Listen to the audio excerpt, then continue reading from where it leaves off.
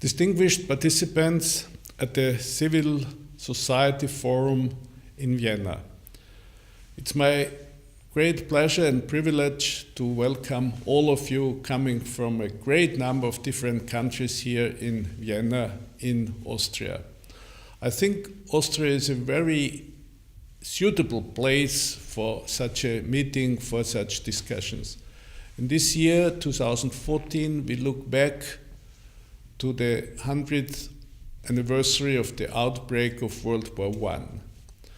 But it was the same time, 100 years ago, when Bertha von Suttner, the Nobel Prize winner for peace, was active and warning and arguing, but she was not heard enough. She was not successful.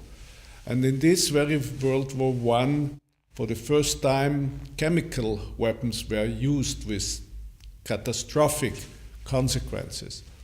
And 2 decades later, World War II started, 2 decades after the end of World War I.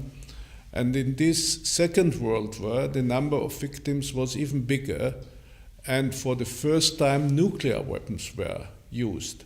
And we all know that if a Third World War would have started, and nuclear weapons would have been used, it would be the end of human society, of human civilization. It would have really total catastrophic consequences. So I am happy that the conference on the humanitarian impact of nuclear weapons will take place in Austria in the near future.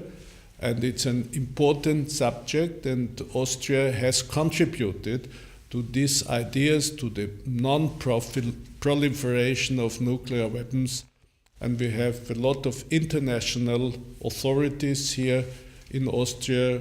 We have the International Atomic Energy Organization and other instruments to control and to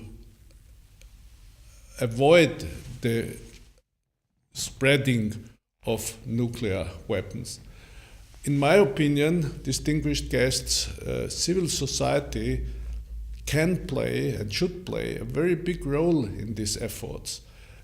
We know from history that a lot of important measures, a lot of important reforms and progress has been achieved by the engagement of civil society. Think at the abolition of slavery.